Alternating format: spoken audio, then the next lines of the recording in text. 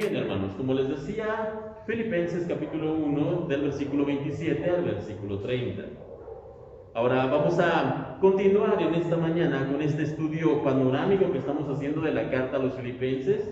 Ya hemos estado hablando de los primeros versículos, de cómo se fundó la iglesia, de cómo es que el Señor mandó a Pablo a esta región de Macedonia, de quiénes fueron los miembros fundadores, de cómo podemos orar de una mejor manera, de cómo nosotros podemos ir aprendiendo diferentes cuestiones en los primeros versículos de esta carta.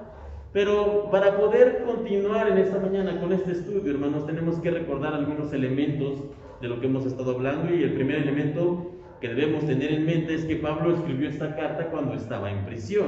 Es decir, su situación era complicada, estaba en una situación difícil, pero aún así escribe esta carta a los filipenses. ¿Y por qué escribió esta carta a esta iglesia? Bueno, porque él les quería agradecer por su preocupación que tenían los filipenses, porque esta iglesia, desde que había sido fundada por Pablo hace muchos años atrás, siempre se había preocupado por el apóstol Pablo, siempre había estado pues viendo cómo estaba, le llamaban, no como actualmente, pero sí le enviaban mensajeros para saber cómo estaba, le enviaban también en ocasiones ofrendas. La iglesia de los filipenses siempre estuvo al tanto de cuál era la situación de Pablo, porque lo amaban mucho y Pablo amaba mucho a esta iglesia. Pero también esta carta a los filipenses, hermanos, si nosotros la leemos con detenimiento, podemos ver que en ella encontramos una serie de consejos y recomendaciones que Pablo les hacía a la iglesia, porque como estaban seguramente en constante comunicación por medio de mensajeros, pues Pablo más o menos sabía cuál era la situación en la iglesia, si había algunos problemas, si había alguna recomendación que hacerles, y por eso es que en esta carta encontramos muchos consejos y muchas recomendaciones de parte del apóstol Pablo, inspirado por el Espíritu Santo para la iglesia, y no solamente la iglesia de Filipo, sino también para nosotros el día de hoy. Y teniendo en mente este último punto, hermanos, que la carta tiene muchas recomendaciones y muchos consejos para los creyentes de aquella época y actual, es que vamos a leer los los últimos versículos de este primer capítulo de Filipenses. Así que ahora sí, acompáñenme en su Biblia, Filipenses capítulo 1, del versículo 27 al versículo 30. Nosotros en la palabra de Dios leemos lo siguiente. Filipenses 1, del 27 al 30 dice: solamente, aquí viene un consejo, hermanos, de Pablo, solamente que os comportéis como es digno del Evangelio de Cristo, para que, o sea que vaya a veros, o que esté ausente, oiga de vosotros que estáis firmes en un mismo espíritu, combatiendo unánimes por la fe del Evangelio, y en nada intimidados por los que se oponen, que para ellos ciertamente es indicio de perdición, mas para vosotros de salvación, y esto de Dios. Porque a vosotros os es concedido a causa de Cristo, no solo que creáis en Él, sino también que padezcáis por Él, teniendo el mismo conflicto que habéis visto en mí, y ahora oís que hay en mí. Hasta ahí. De hecho, aquí terminaríamos el primer capítulo, hermanos. Pero luego de leer este texto en esta mañana, vamos a concentrarnos a responder algunas preguntas que salen al hacer una lectura más concienzuda. Y la primera de esas preguntas sería: ¿qué significa vivir de manera digna del Evangelio? Porque ¿cuál es la recomendación que hace Pablo en el versículo 27? Solamente que os comportéis como es digno del Evangelio de Cristo. Ahora debemos recordar en esta mañana que el mensaje del Evangelio es un mensaje de salvación, también es un mensaje de perdón y es un mensaje de gracia. Esos son los elementos que se conjuntan en el Evangelio, en el mensaje del Evangelio. Si lo pudiéramos resumir en una sola frase, es que Cristo Jesús vino al mundo para salvarnos al entregar su vida por nosotros en la cruz.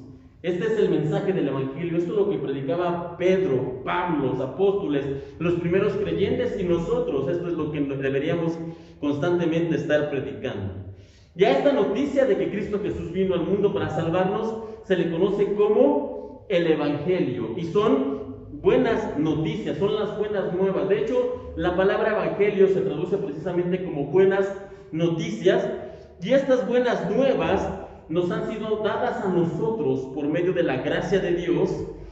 Y si nos han sido dadas por medio de gracia, quiere decir que nosotros no hemos hecho absolutamente nada para recibir el regalo de la salvación.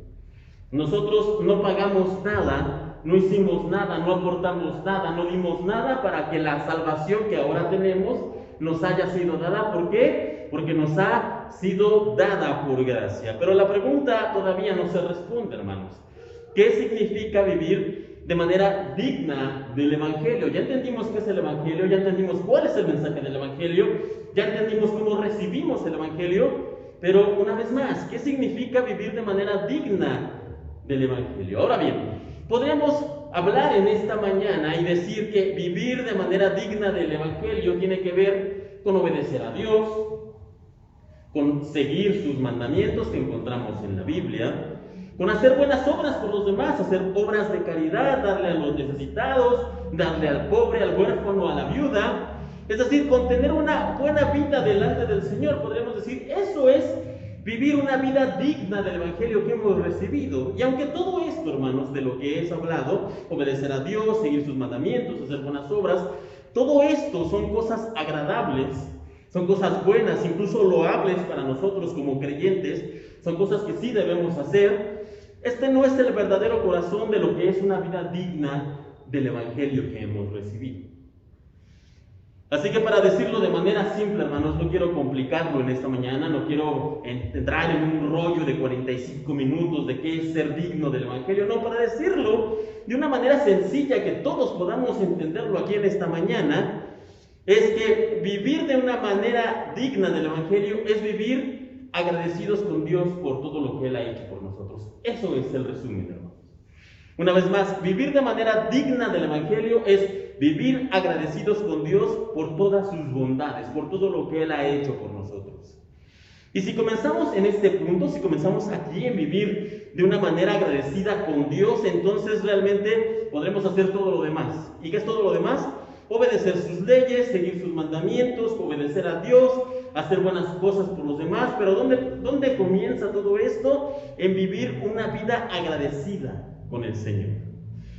Ahora quiero dejar en claro también un punto muy importante. Vivir de esta manera, es decir, vivir agradecidos con Dios, buscando agradar al Señor, dándole gracias por todo lo que Él ha hecho por nosotros, no significa que las cosas buenas que hagamos de vivir para el Señor, venir a la iglesia, orar, ayunar, hacer un devocional, no significa que hacer todo eso, porque estamos agradecidos con Dios, nos va a hacer de alguna manera más aceptables delante de Dios, porque yo oro más, porque yo siempre vengo, porque yo sirvo en la iglesia, entonces soy mejor cristiano, soy más aceptable. No, hermanos, esto no funciona de esta manera. Ni tampoco el hecho de que nosotros vivamos agradecidos con Dios y lo demostremos haciendo todo esto que ya he mencionado, tampoco significa que de alguna manera estamos pagándole algo a Dios, como si estuviéramos abonándole a la gracia, abonándole al regalo de la salvación que Él nos ha dado. Esto, reitero, no funciona de esta manera. Una vez más quiero decir esto, debemos nosotros vivir enfocados en agradar al Señor, es decir, tener una vida digna del Evangelio que hemos recibido, no porque querramos o podamos pagar de alguna manera lo que el Señor ha hecho por nosotros, no se puede. No podemos, por más que seamos buenos, pagarle al Señor lo que Él ha hecho por nosotros, es imposible. No, debemos vivir una vida digna del Evangelio para demostrar que estamos agradecidos con Él. ¿Por qué? Por todo lo que Él ha hecho por nosotros. ¿Y qué ha hecho Dios por nosotros? Bueno, Él nos ha dado en primera instancia la salvación. Nos ha dado el perdón de nuestros pecados sin importar la vida que lleváramos antes. Él ha perdonado nuestros pecados y nuestra maldad. Y en ese sentido también nos ha concedido el regalo de ser parte de su familia, nos ha concedido el regalo de la vida eterna. Y esto, hermanos, solo por mencionar algunas cosas, solo por comenzar a mencionar algunas de las cosas que el Señor ha hecho por nosotros. Y todo esto y más es por lo que debemos estar agradecidos. Y cuando nosotros vivimos siendo agradecidos con el Señor, entonces estamos viviendo una vida digna del Evangelio que hemos recibido. Una vez más, resumiendo, si vivimos una vida de agradecimiento por las bondades del Señor, si buscamos cumplir su ley, si nuestro anhelo de cada día es hacer su voluntad, entonces, hermanos, puede estar seguro que usted está viviendo una vida digna del Evangelio que hemos recibido como hijos de Dios. No obstante, hay una cosa más que quiero que entendamos en esta mañana, en este asunto de vivir una vida digna del Evangelio que hemos recibido. tiene que ver con quiénes somos delante de Dios, ahora que hemos sido pues llamados a Él, ahora que lo hemos aceptado. Y quiero que regresemos al versículo 27 en esta mañana, solo el 27, dice aquí, la recomendación de Pablo dice lo siguiente, versículo 27 del capítulo 1 de Filipenses, solamente dice ahí que os comportéis como es digno del Evangelio de Cristo. Y quiero concentrarme en una palabra, en la primera que dice aquí, que os comportéis. Ahora bien, la palabra griega, no nos vamos a meter en términos de cómo se pronuncia ni nada, hermanos, pero la palabra griega que se utiliza aquí y que se traduce como comportéis, es la palabra que también significa, o que realmente significa de manera literal, que vivan como ciudadanos de. Básicamente lo que Pablo está diciendo aquí es, hermanos, ustedes deben vivir como ciudadanos del Evangelio de Cristo. Básicamente es lo que está aquí escribiéndole Pablo a los filipenses y en extensión también a nosotros.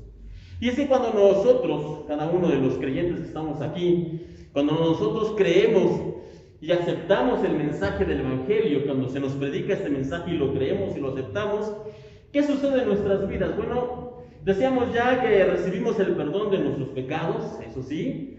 También somos salvados de la condenación eterna, que era el destino que nosotros merecíamos, ir al infierno, también. También hemos dicho que cuando nosotros aceptamos este mensaje de salvación, somos integrados a la familia de Dios, somos hijos de Dios, ¿sí? Pero hay algo más, hermanos, que debemos tener en mente, y es que cuando aceptamos este mensaje de salvación, también somos hechos parte del reino de Dios.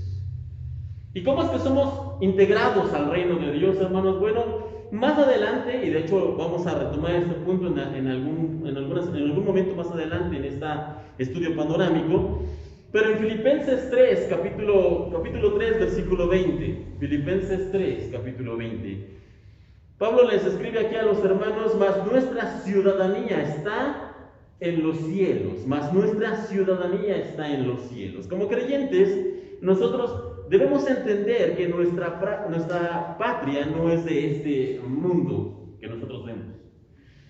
Por medio de la fe, hermanos, nosotros ahora tenemos una patria no de este mundo, no terrenal, sino que tenemos una patria que es celestial.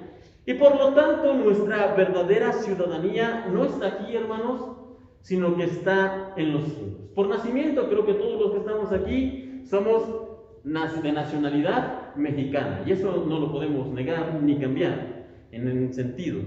Sin embargo, cuando nosotros somos creyentes, cuando aceptamos al Señor como nuestro Salvador, nuestra ciudadanía es transformada, y ahora reitero, ya no somos ciudadanos de un reino terrenal, sino que somos ciudadanos de una patria celestial, somos ciudadanos del reino de Dios. Nuestro jefe de Estado, nuestro gobernante, nuestro rey, ¿sabe quién es? Dios mismo.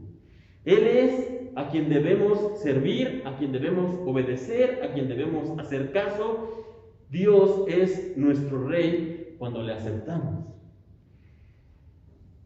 Ahora, quiero también hacer aquí algunas observaciones, y es que seguramente usted sabe, usted conoce, que cada país o cada reino de este mundo tiene ciertas normas o ciertas leyes que todos sus ciudadanos deben cumplir sin excepción. De hecho, nosotros no somos ajenos a esto. Como ya les decía, somos mexicanos. ¿Y qué es lo que rige nuestra vida, nuestra norma de conducta y nuestro diario vivir? En primera instancia, la Constitución nacional, la Constitución mexicana, ¿ok? Y luego de ahí, bueno, hay ciertos reglamentos que son nacionales, que son estatales, que son provinciales, y ciertas normas incluso que llegan a lugares como colonias, ¿ok? Todos nosotros tenemos ciertas leyes, ciertos estatutos que sabemos que debemos seguir si queremos tener una vida en armonía con las normas que rigen, en este caso, nuestro país, México. Bueno, en el reino de Dios no es la excepción, también sucede esto. Dios también espera que los ciudadanos de su reino vivan y cumplan las leyes que Él ha establecido. No obstante, hermanos, así como sabemos que todos los países tienen sus leyes, y sobre todo si hablamos de países latinoamericanos, hermanos, así como sabemos que todos los países tienen leyes, también como buenos mexicanos, buenos entre comillas, Sabemos que si somos lo suficientemente inteligentes, también entre comillas, vamos a poder encontrar la manera de doblar, de burlar o incluso de romper esas leyes que se nos imponen en el país. Todos sabemos que siempre hay huequitos, ¿no? Hay vacíos legales, siempre existen las cosas que van por debajo de la mesa, llámese sobornos, llámese cohecho, o incluso medios más cuestionables como las amenazas o las extorsiones, y siempre se puede de alguna manera quebrantar la ley. ¿Por qué? ¿Por qué sucede esto? Porque nosotros siempre vamos a tener gobernantes corruptos e inmorales que se van a hacer de la vista gorda, ¿ok? Y van a dejar que pasen o que suceden. Aquí no se puede construir, pero si tú me ayudas, yo te ayudo.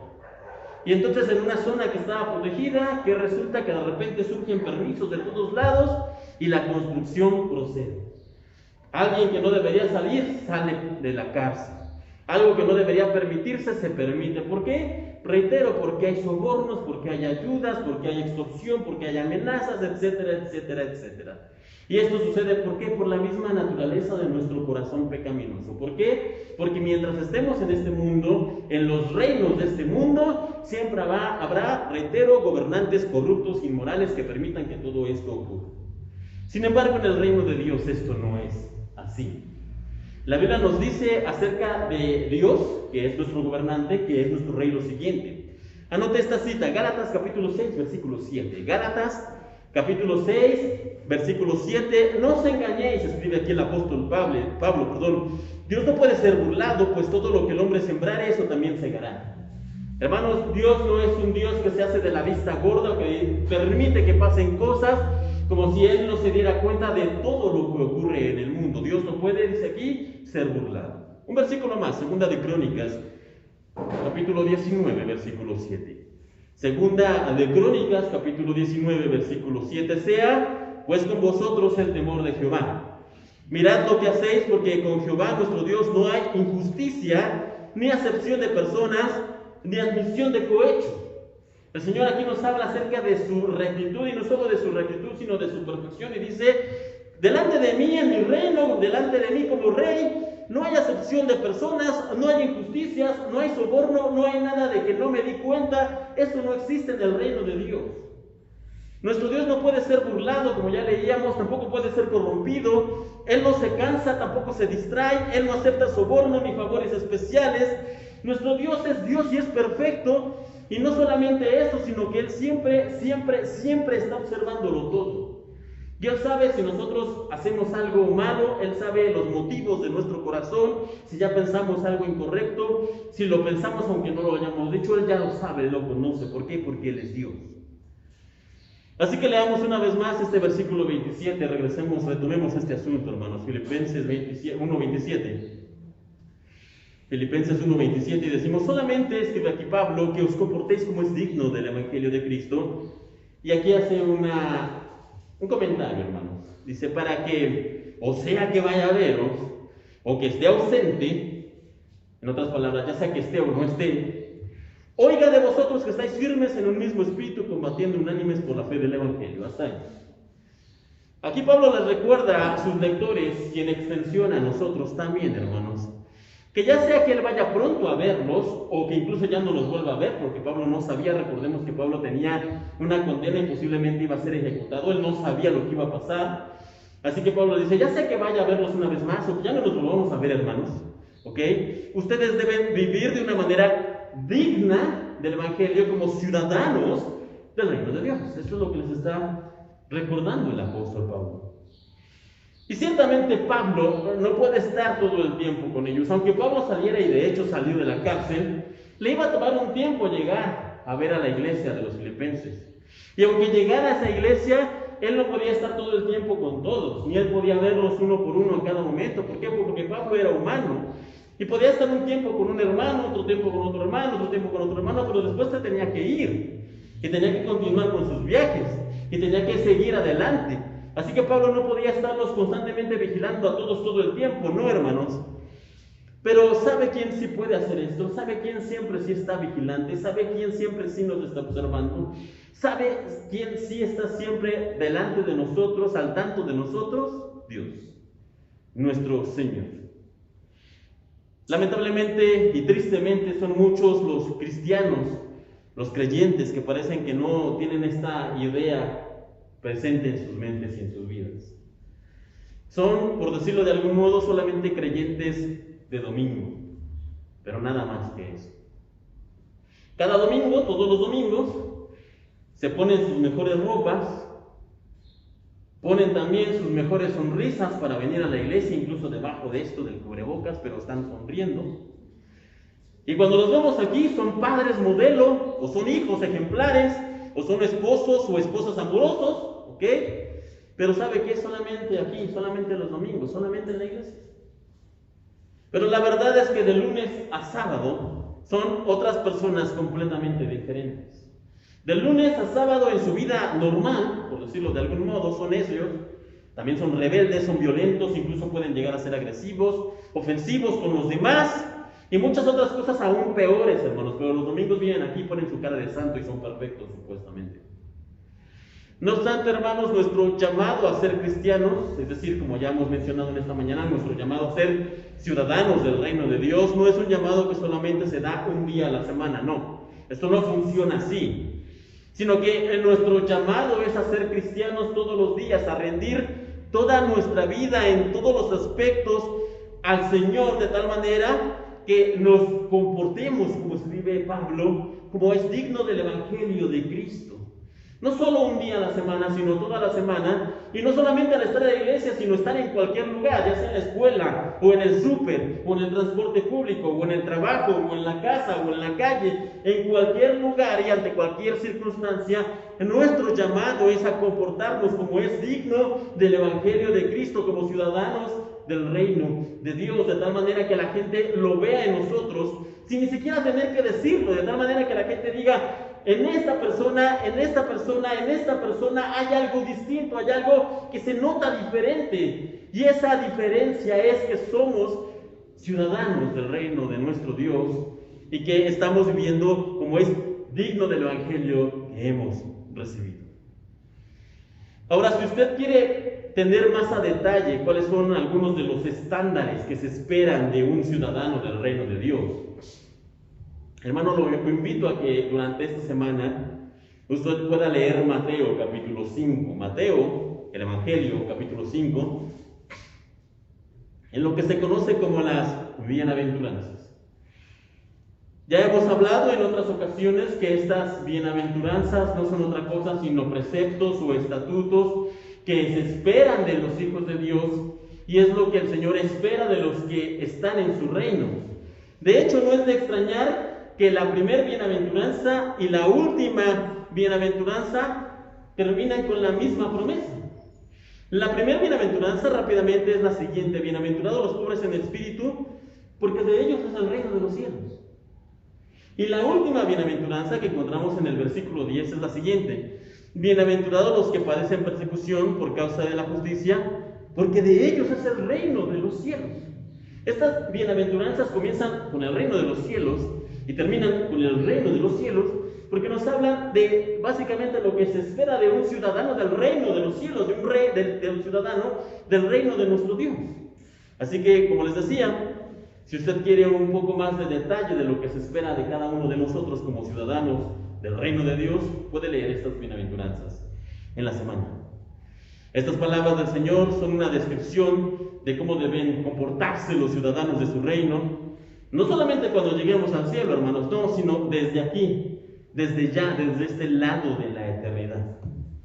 Sin embargo, en esta mañana no nos vamos a detener más en estos pasajes que les menciono de Mateo 5, porque de hecho en otras ocasiones ya hemos hablado. Ya por ahí tenemos una serie de mensajes precisamente que se llama, si no mal recuerdo, recomendaciones de viaje, porque son las recomendaciones que el Señor nos hace. Dice: si ustedes quieren ir al reino de los cielos, entonces deben ser así. Y comienza diciendo: bienaventurados los pobres en espíritu, los pacificadores, los que lloran, etcétera, etcétera, etcétera, porque así son los ciudadanos de mi reino, es lo que está diciendo el Señor Jesucristo. Pero en esta mañana, hermanos, les decía, no nos vamos a detener más en esto. Más bien vamos a abordar otros elementos que también deben tener los ciudadanos del reino de Dios, y son elementos que encontramos aquí en los pasajes que estamos leyendo y estudiando en esta mañana en Filipenses capítulo 1, y vamos a darle una vez más una lectura, ahora de manera rápida. Filipenses 1 del 27 ahora al 29. Una vez más acompáñenme en su Biblia. Ponga mucha atención, hermanos, para que podamos ir viendo esos elementos desde ya. Versículo 27, capítulo 1, Filipenses dice: solamente que os comportéis como es digno del Evangelio de Cristo, para que sea que vaya a veros o que esté ausente, oiga de vosotros que estáis firmes en el mismo espíritu, combatiendo unánimes por la fe del Evangelio, y en nada intimidados por los que se oponen, para que ellos ciertamente es indicio de perdición, mas para vosotros de salvación, y esto de Dios. Porque a vosotros os es concedido a causa de Cristo, no solo que creáis en Él, sino también que padezcáis por Él. Hasta allá, hermanos. Ahora bien, a manera rápida, hermanos, lo que escribe aquí el apóstol Pablo, de acuerdo con lo que él está escribiendo, se espera de nosotros como ciudadanos del reino de Dios tres cosas. ¿Cuáles son esas tres cosas? Primero que nada, que seamos firmes. Lo segundo, que combatamos el error. Y lo tercero es que suframos por Cristo. Una vez más, que seamos firmes, que combatamos el error y que suframos por Cristo. Son tres cosas que se esperan de cada ciudadano del reino de Dios. Así que vayamos por partes y comencemos con la primera de ellas. Un ciudadano del reino de Dios, dice aquí, debe permanecer firme. Y ya desde hace ya algún tiempo, algunos años, hermanos, en muchos lugares, en muchas iglesias, ha surgido un evangelio que nos enseña de alguna manera que es fácil seguir al Señor. No cuesta trabajo, es fácil venir los domingos, es fácil ser cristiano, fácil es seguir al Señor, dicen estas personas. También enseñan en estos lugares que el evangelio de Dios es prosperidad. Si usted viene a la iglesia, usted va a prosperar, va a tener más, va a ser rico, su cuenta va a aumentar, va a tener esto, va a tener aquello. También se nos dice que el evangelio son sueños cumplidos. ¿Qué es lo que quieres? ¿Qué es lo que anhelas? ¿Cuál es lo que anhela tu corazón? Pídelo al Señor y lo vas a obtener, porque el evangelio se trata de esto, de los sueños que Dios cumple por nosotros. Y de alguna manera Cristo se convierte casi en un genio de la botella, que si pedimos las cosas, Él nos cumple nuestros deseos. Y aunque lo disfracen con muchas palabras elegantes, e incluso lo adornen con pasajes de la Biblia completamente tergiversados, ese evangelio es un falso evangelio. El mensaje de Cristo, sabe que nunca fue y nunca será popular. El mensaje del evangelio, el mensaje del evangelio de Cristo nunca ha sido popular, tampoco nunca ha sido bien recibido. Y de ahí que se nos esté aquí haciendo una recomendación. ¿Y cuál es la recomendación? O un recordatorio. Un ciudadano del reino debe permanecer firme. ¿Por qué? Porque vamos a tener problemas. Porque vamos a enfrentar obstáculos. No hay ningún sentido en que se nos dé la recomendación como ciudadanos del reino de Dios en que debemos permanecer firmes, si no vamos a encontrar obstáculos en el camino.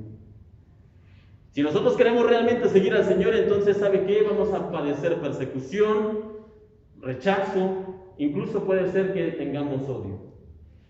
Si usted ve, hermano, en algún lugar en donde el evangelio se predica, entre comillas, y Cristo es exaltado y aplaudido y victoriado y toda la gente acepta con facilidad el mensaje del evangelio, lo más probable y casi con toda seguridad puedo decirle que ahí realmente no se predica el evangelio, porque el mensaje del evangelio cuesta escucharlo, cuesta aceptarlo y todavía cuesta más vivirlo. En un verdadero lugar en donde se nos predica el evangelio de Cristo, muchos domingos nos vamos a topar con pared. ¿Por qué? Porque el mensaje de la Biblia, el mensaje del evangelio de Cristo, va a cuestionar lo que muchas veces nosotros creemos, lo que nos han enseñado, lo que nos han dicho. El verdadero mensaje del evangelio nos va a doler aceptarlo, nos va a doler creerlo, incluso nos va a doler vivirlo. ¿Por qué? Reitero, porque el mensaje del evangelio no es un mensaje sencillo. De hecho, el Señor Jesús, en el punto más alto de su ministerio terrenal, cuando estuvo aquí en la tierra, cuando dice la Biblia que miles y miles y miles de personas lo seguían, y entonces todos decían, incluso querían convertirlo en rey, cuando todo eso estaba al punto, era ahí un hervidero de toda la gente que estaba ahí en el punto, reitero, más alto. Un buen día, Él se detiene, se voltea y les da un discurso. Si usted quiere leer lo que el Señor les dijo a estas personas, lo invito a que lea Juan capítulo 6, el Evangelio de Juan capítulo 6. Usted puede darse cuenta de cómo el Señor tenía ya en ese punto miles de seguidores, todos estaban detrás de Él, todos supuestamente lo amaban, y en ese punto, reitero, se detiene y les da un discurso. No vamos a detenernos en el discurso, sino en la reacción del discurso en sí. El Señor les da este mensaje de lo que significa seguirlo a Él, de lo que deben sacrificar al seguirlo realmente a Él, y de cómo Él, el Señor Jesucristo, es el único camino al Padre y el único medio de salvación que realmente nosotros tenemos. Y cuando termina de dar este mensaje, ¿sabe cuál fue la reacción de la gente? Obviamente no fueron aplausos. La gente no comenzó a aplaudir y a decir, sí, amén, Cristo, te amamos. No. Esa no fue la reacción que vemos hoy en día en muchos lugares, en muchas iglesias. No, esa no fue la reacción después de que el Señor diera el mensaje. La reacción de la gente, de hecho, el evangelista Juan la describe en Juan capítulo 6, versículo 66. Juan escribe lo siguiente: desde entonces, muchos de sus discípulos volvieron atrás y ya no andaban con él. Muchos de estos discípulos que estaban hace unos minutos gritando y vitoreando y que amaban a Cristo, cuando escucharon el verdadero, enfatizo esto, el verdadero mensaje del Evangelio, dijeron, esto es muy difícil. Yo no puedo con esto no puedo aceptarlo, esto rompe mis paradigmas, esto no es lo que me enseñaron en la iglesia cuando yo era pequeño. Y se enojaron y agarraron, como dicen por ahí, sus barcos y se fueron. Se enojaron y dijeron, ¿sabes qué? Como dice aquí el apóstol Juan, muchos dijeron, ¿sabes qué? Hasta aquí. Y nos vamos. Y ante esta circunstancia, ¿sabe qué hizo el Señor? Tal vez alguno de nosotros diría, bueno, tal vez se preocupó porque había miles de personas y de repente comenzaron a irse por oleadas y miles y miles y miles comenzaron a irse. Y entonces tal vez le digo, muchachos, bueno, esto es el mensaje, puede sonar un poco duro, pero lo podemos adaptar, no se preocupen. Es más, ¿qué parte no les gustó? La cambiamos. ¿Creen que así actuó el Señor? ¿Saben de hecho cuál fue su actitud, hermanos? ¿Saben de hecho qué fue lo que hizo en ese momento? Cuando vio que la gente se iba, cuando vio que las multitudes se regresaban porque no les había gustado el mensaje, porque no podían aceptar el Evangelio, porque no estaban de acuerdo con lo que él estaba enseñando, se volteó con los más cercanos, con los 12 discípulos, con el círculo cercano, hermanos. ¿Y saben qué les dijo? Juan 6:67, en una pregunta contundente, el Señor se voltea. Me imagino que los 12 estaban preocupados, como dicen ahí, sacados de onda. La gente se iba, el Señor estaba firme, no sabían qué hacer, volteaban para un lado, volteaban para otro, volteaban a ver a Pedro, volteaban a ver a Jesús, volteaban a ver a la gente. Y entonces el Señor, reitero, se voltea y con toda la firmeza, incluso frialdad, si podemos decirlo de algún modo, les pregunta, ¿queréis acaso iros también vosotros? ¿Queréis acaso iros también vosotros? Imagine usted la pregunta, hermanos. Aquí no encontramos a Cristo amoroso, aunque está diciéndolo con amor, obviamente. Pero no encontramos ese Cristo amoroso que nos han querido pintar y vender en los últimos años, en donde todo está bien, en donde Cristo es nuestro cuate, en donde nos abraza y nos acepta y nos pasa todo. No, este no es Cristo, ese Cristo que nos han intentado vender. Este es el Cristo verdadero. El Cristo que nos ama, pero nos ama con firmeza. El Cristo que nos ama como somos, pero quiere transformarnos.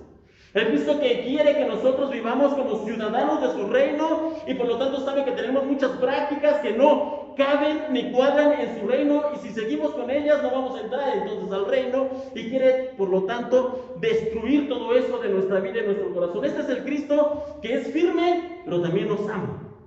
Y por lo tanto, Él tiene que preguntar, ¿queréis acaso iros también vosotros? Esto es muy fuerte, hermano, ciertamente. Es el mismo Señor el que pregunta, ¿acaso se quieren ir? ¿Van a vacilar en este punto de la jornada? ¿Van a flaquear ante todo lo que implica seguirme y que han escuchado en este momento? ¿Ya no van a permanecer firmes? Y afortunadamente, y por la gracia de Dios, y por la ayuda del Señor, obviamente, Pedro nos enseña lo que debemos hacer, lo que debemos responder cuando nos encontremos ante esta situación, porque sabe una cosa, muchas veces nos vamos a encontrar ante esta situación, entre seguir al Señor, o seguir lo que nos han enseñado, o seguir las tradiciones, o seguir lo que dicta nuestro engañoso corazón. En muchas ocasiones nos vamos a encontrar en esta encrucijada. Pero Pedro nos enseña que cuando estemos en ese momento, lo que debemos hacer y responder es lo siguiente. Versículo 68 de Juan 6. Pedro, completamente asombrado seguramente, sin saber realmente qué hacer, recibe la ayuda del Espíritu de Dios. Lo más probable es que haya sido inspirado por él y le dice lo siguiente, 68 del capítulo 6 de Juan. Le respondió Simón Pedro: Señor, ¿a quién iremos? Señor, ¿a quién iremos? Tú tienes palabras de vida eterna y nosotros hemos creído y conocemos que tú eres el Cristo, el Hijo del Dios viviente. Básicamente lo que Pedro está diciendo: Señor, no sabemos qué hacer. ¿Cómo nos vamos a ir? ¿Cómo vamos a regresar? Señor, lo que nosotros necesitamos para permanecer firmes es a ti. Hermanos, vamos a permanecer firmes en el Señor, no cuando nosotros seamos muy fuertes y valientes en el Evangelio y vengamos aquí cada domingo y hagamos oración todas las noches y leamos sin falta nuestra Biblia. Todo esto, hermanos, hacer todo esto está bien, reitero, no son malas prácticas. Pero eso no nos va a mantener firmes en el Evangelio, ni nos va a llevar a vivir dignos, ¿ok? O una vida digna del Evangelio de Cristo que hemos recibido. Esto no nos va a mantener firmes. Nosotros vamos a permanecer firmes, ¿sabe cuándo? Cuando reconocemos que no podemos permanecer firmes. Nosotros vamos a permanecer firmes, repito, cuando reconocemos que no somos lo suficientemente fuertes, ni valientes, ni habilidosos para permanecer firmes. Y esto puede sonar una contradicción. Para permanecer firme tengo que reconocer que no puedo permanecer firme. Puede sonar a contradicción, hermanos, pero es así. Pedro dice: Señor, si yo quiero seguirte, te necesito a ti. Si yo intentara seguirte, Señor, por mi propia fuerza, por mi propio brazo, o por mi propia voluntad, voy a fracasar. Me voy a terminar yendo como todos estos que se están yendo. Así que Pedro, una vez más, dice: Señor, ¿a quién iremos? Todo lo que necesitamos ya lo tenemos aquí. Tú tienes la palabra que necesitamos, tú tienes la palabra de vida eterna. Y nosotros creemos esto, nosotros lo que hemos creído y lo hemos conocido y lo hemos aceptado. Señor, tú eres el Hijo del Dios viviente. Y cuando Pedro hace esta declaración, este reconocimiento, tú eres el Cristo, tú eres el Hijo de Dios, hermanos, a nosotros puede sonarnos muy simple. Pero básicamente lo que Pedro está diciendo es: Señor, reconozco que tú eres el camino, la verdad y la vida. Señor, reconozco que nadie va a llegar al Padre si no es por ti. Señor, reconozco que tú eres el único medio de salvación que tengo para poder salvarme de la condenación. Señor, reconozco que te necesito completamente. Pablo hace una declaración muy similar, de hecho es más popular incluso tal vez que la anterior, pero es básicamente la misma idea. Como les decía, nosotros para permanecer firmes debemos primero que nada reconocer que no podemos permanecer firmes.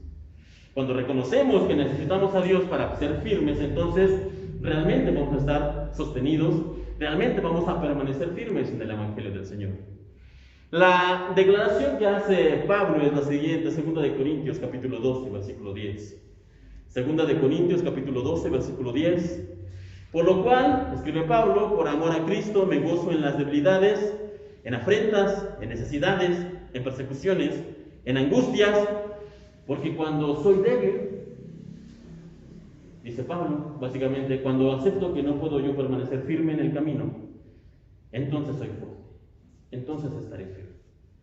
Hermano, yo no sé cuántos de ustedes en los últimos meses, en los últimos años han pasado por distintas pruebas, dificultades, que los han hecho tambalearse, que los han hecho cuestionarse incluso si vale la pena venir aquí a la iglesia, seguir siendo creyentes, seguir creyendo en el Señor. Tal vez han sido muchas las situaciones que han ustedes vivido: pérdidas, dificultades económicas, pruebas, dolores, angustias, temores. Y todo esto muchas veces hace que nosotros hagamos esto, nos comencemos a tambalear. Y si usted quiere aferrarse al Señor por su propia fuerza, va a comenzar a tambalearse más y más y más, hasta que finalmente caiga. Porque no podemos por nuestra propia fuerza. Pero por otro lado, si reconocemos que nuestra vida se está tambaleando, si reconocemos que no podemos permanecer firmes, que los vientos fuertes, que la tormenta nos está golpeando cada vez más y que nuestra barca está a punto de voltearse, si nosotros reconocemos esto y levantamos la mirada al cielo, como dijera el salmista, alzaré mis ojos a los montes, y nos preguntamos, ¿de dónde vendrá mi socorro? Y nosotros mismos respondemos, mi socorro viene del Señor. Si decimos como Pablo, de buena gana yo me voy a gloriar en mis pruebas, en mis temores, en mis necesidades, en mis dificultades, en mis angustias, en todo esto de buena gana me voy a gloriar, porque cuando soy débil, porque cuando acepto que no puedo, porque cuando acepto que me es imposible permanecer firme por mi propia voluntad y que necesito a Dios para todo, incluso para esto, entonces soy fuerte, entonces permaneceré firme. Hermanos, un requisito como ciudadanos del reino es estar firmes. Estar firmes ante las pruebas, estar firmes ante el dolor, estar firmes ante todo lo que tenemos que enfrentar. Ese es un requisito como ciudadanos del reino. Y como se los he dicho en muchas otras ocasiones, ¿sabe qué? No podemos hacerlo. Pero tenemos un Dios que nos ayuda. Tenemos un Dios que nos sostiene, tenemos un Dios que nos da lo que necesitamos para permanecer firmes. ¿Por qué no aferrarnos a Él? ¿Por qué no pedirle su ayuda? ¿Por qué no confesar la verdad y decir, Señor, yo quiero estar firme, pero no puedo? Señor, yo quiero no fallarte, pero tampoco puedo. Señor, yo quiero caminar contigo. Señor, ¿a quién iremos si no es a ti? Señor, quiero estar firme y para hacerlo necesito de ti, necesito de tu ayuda.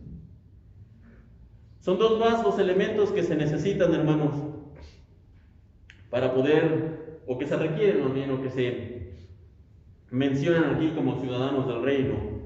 Y veíamos que esos elementos son que un ciudadano del reino de Dios debe combatir el error y que un ciudadano del reino de Dios también debe aprender a sufrir por Cristo.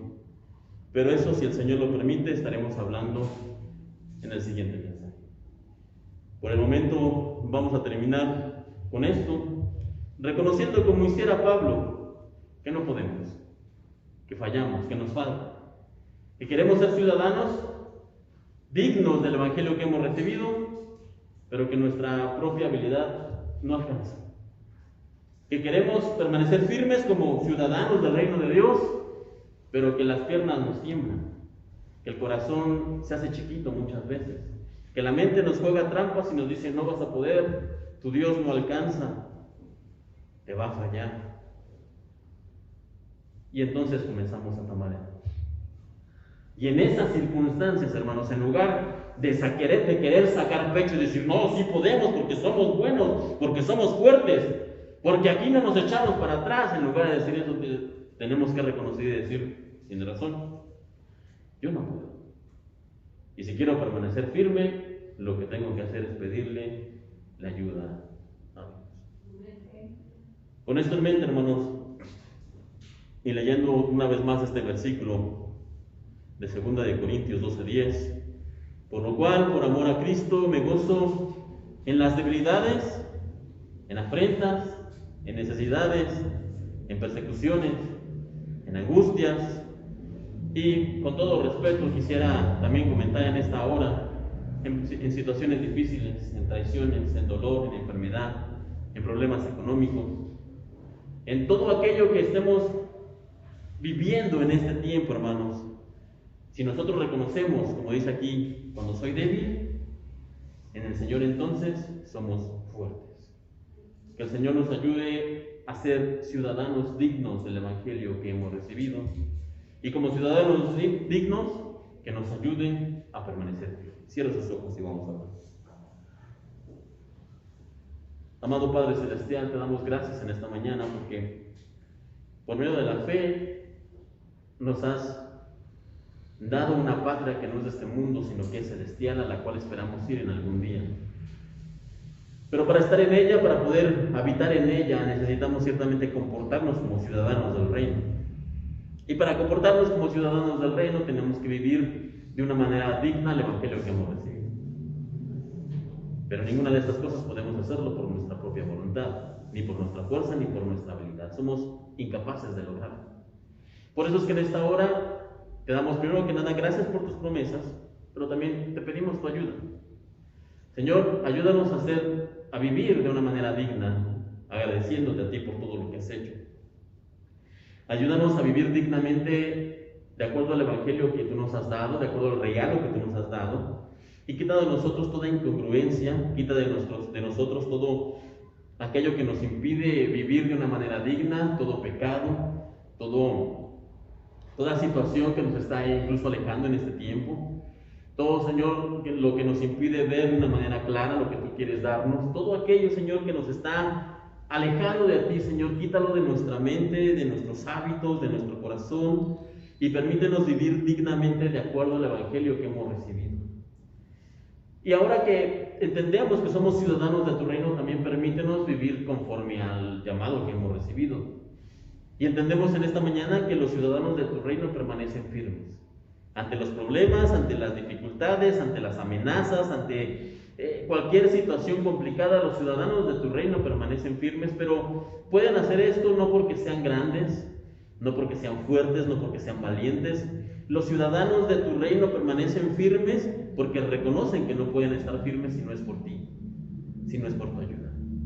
Ayúdanos a enfrentar todas estas pruebas, todas estas amenazas y dificultades, no en nuestra propia habilidad, sino en ti, en tu gracia y en tu ayuda, Señor. Ayúdanos a recurrir siempre a ti, a esperar siempre en ti, a confiar siempre en ti, a orar siempre a ti, Señor. Ayúdanos a entender que tú eres nuestra primera y más grande línea de defensa, que la oración es el más grande recurso que tenemos, que esperar en ti, Señor, es el mejor curso de acción que podemos tomar, que confiar en ti es lo mejor que podemos hacer. Y aunque todo esto parece fácil decirlo en este punto, desde un púlpito en esta mañana, cuando estamos en la vida cotidiana se nos olvida. La desesperanza nos agobia, nos desesperamos rápidamente, comenzamos a flaquear, el corazón se nos hace pequeñito y la angustia nos consume y nos carga pesadas losas de dolor, de pena, de ansiedad en la espalda, Señor, y olvidamos todo esto que acabamos de decir en esta mañana, y por eso es que te pedimos, no lo permitas. Que recordemos esto siempre, que lo tengamos presente, que seas tú lo primero a quien acudamos, Señor, para poder permanecer firmes siempre. Guárdanos, Señor, en ti y llévanos con bien en esta mañana. Que tú seas bendiciendo esta semana y que guardes a mis hermanos en cada actividad que ellos realizan. Que los protejas cuando salen y regresen con tu mano poderosa. Y que nos traigas conmigo una vez más, si es que está en tu voluntad y en tu deseo la próxima semana. Y que me ayudes a mí a compartir el mensaje correcto. Y que bendigas a mis hermanos y a mí con tu palabra. Nos encomendamos ahora que salimos a casa, que nos protejas en el camino. Y que bendigas el resto de la tarde en ti, Señor, y que nos ayudes a tener paz y armonía. Gracias, Señor, una vez más. Y una vez más, Señor, permítenos ser ciudadanos dignos de tu reino, ciudadanos dignos del Evangelio que hemos recibido, ciudadanos que permanecen firmes por ti, por tu ayuda, por tu gracia. Es lo que te pedimos ahora en el nombre de tu Hijo, el Señor Jesucristo. Amén.